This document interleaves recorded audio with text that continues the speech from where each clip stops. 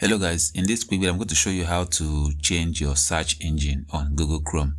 So if you want to change your search engine to another thing, here's how to do it. Go to your Google Chrome, click on the three dots at the top right corner, go to settings. Now click on the search engine tab. By default it is set to Google. To change it, click on change. You have Google, Microsoft Bing, Yahoo, DuckDuckGo, Yandex, and Ecosia. So if you want to, let me open another tab here. By default, it's set to Google.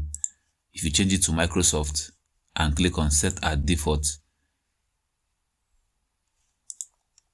your home page is going to change to Microsoft Bing.